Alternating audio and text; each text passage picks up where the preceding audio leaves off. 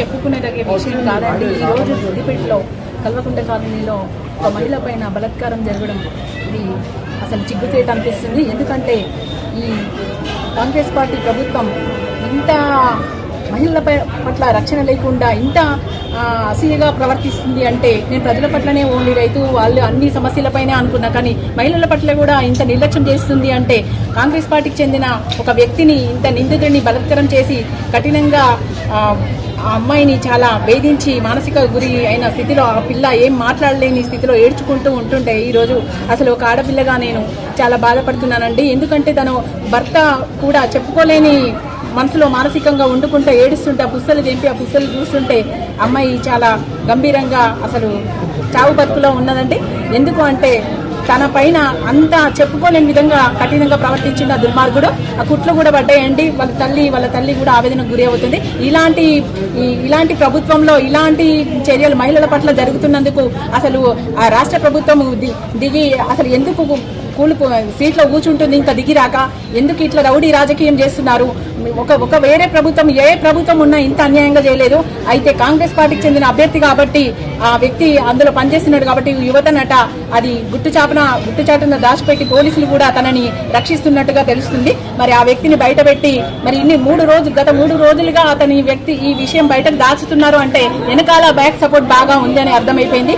ఇది ఇవాళ మాకు తెలిసిన వెంటనే మేము స్పందించాము. మహిళలు బీఆర్ఎస్ రాష్ట్ర సమితి తరఫున మేము సిద్దిపేట జిల్లా నుండి మేమందరం కూడా చాలా తీవ్రంగా వ్యక్తం చేస్తున్నాను. ఆ దుర్మార్గుని వెంటనే కఠినంగా శిక్షించాలని చెప్పి మేము ఈ మీడియా ముందు మేము సభాముఖంగా వెల్లడిస్తున్నాము. ఖచ్చితంగా వాడు మాత్రం దొరికితే మాత్రం మేమే వాడికి శిక్షిస్తాము. ఫస్ట్ ప్రభుత్వం ఇస్తుందో ఇయ్యదో కానీ వాడు మాత్రం చెప్పు దెబ్బల పాలవుతాడు. వెంటనే అక్కడికక్కడే వాడిని మాత్రం చెప్పుతో కొట్టడం జరుగుతుంది. వాడిని ఖచ్చితంగా తగిన చర్య తీసుకోవాలని చెప్పి నేను ఈ మీడియా ముఖంగా మాట్లాడుతున్నాను. నేషనల్ హ్యూమన్ రైట్స్ లో నేషనల్ మహిళా జనరల్ సెక్రటరీ నేను. ఇలాంటి మహిళల పట్ల జరిగితే మాత్రం ఎక్కడ కూడా ఊరుకోము. అసలే సిద్దిపేట అంటేనే హరీష్ రావు అంటేనే సిద్దిపేట. ఇది తన కన్న తల్లిలాగా చూసుకునే సిద్దిపేటలో ఇలాంటి కఠిన చర్యలు ఇలాంటి శిక్షణ అడ్డమైన పనులు జరుగుతుంటే మేమేం చూసి ఊరుకోమంటే ఇది ఖచ్చితంగా తగిన చర్య తీసుకోవాలని చెప్పి నేను ఈ ప్రభుత్వాన్ని కోరుతున్నాను. వెంటనే అతన్ని తగిన గుణపాఠం చెప్పాలని చెప్పి తెలియజేస్తున్నాను. జై హరీష్ అన్న, జై బీఆర్ఎస్. మన తెలంగాణ ప్రభుత్వంలో ఇలాంటి ఆడపిల్లలకు జరగడం ఎంతో బాధాకరంగా ఉంది.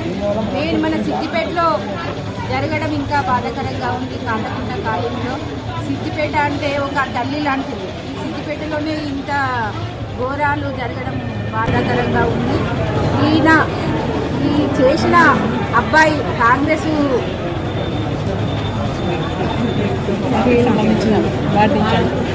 వార్డు ఇన్ఛార్జికే గింత అది ఉంటే ఇంకా మెయిన్ వాళ్ళకి ఎట్లుంటుంది? ఆ ఇన్ఛార్జ్ అనేటోనికి గింత అవసరం లేదు.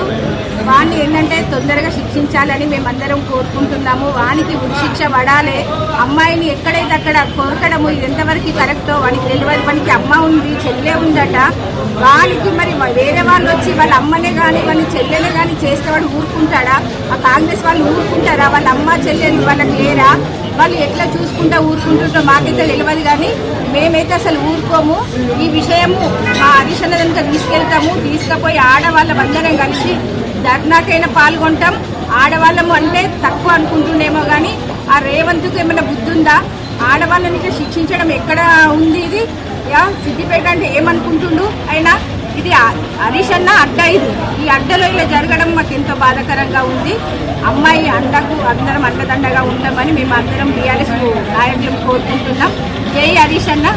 సిద్దిపేట పట్టణంలో కల్వకుంట కాలనీకి చెందిన ఒక అమ్మాయికి మానసికంగా శారీరకంగా చాలా కఠినంగా ఒక అబ్బాయిని అలా చేయడం కరెక్ట్ కాదు. అతను కాంగ్రెస్ అభ్యర్థి అని తెలియడం జరిగింది. పాపం వాళ్ళ భర్త తన ఆవేదన చూస్తే అసలుకి తను ఎంత కన్నీరు పెట్టుకుంటున్నాడో. తను ఆల్రెడీ పోలీస్ స్టేషన్కి వెళ్ళి కంప్లైంట్ ఇచ్చినా కూడా ఇంతవరకు ఒక్కరు కూడా స్పందించకపోవడం చాలా బాధాకరం. ఇది మేము మహిళలందరం కలిసి కౌన్సిలర్స్ అందరం కలిసి ఇప్పుడు పరామర్శించడం జరిగింది. సో ఇప్పుడు వెంటనే మేము మన సిద్దిపేట పట్టణానికి సిపి మేడం కానీ ప్లస్ కలెక్టర్ మేడం కానీ ఇద్దరు మహిళలే. సో ఒక మహిళ యొక్క బాధ ఆవేదన వాళ్ళు అర్థం చేసుకుంటారని మేము అక్కడికి బయలుదేరుతున్నాము. సో దయచేసి వాళ్ళు ఎంతటి వారైనా సరే వాళ్ళను ఉపేక్షించేది లేదు. వాళ్ళు ఖచ్చితంగా కఠిన చర్యలు తీసుకోవాలని కోరుకుంటున్నాము. ఇంకొక మహిళ పైన ఇలాంటి అఘాయిత్యాలు జరగద్దని తెలియజేస్తున్నాము.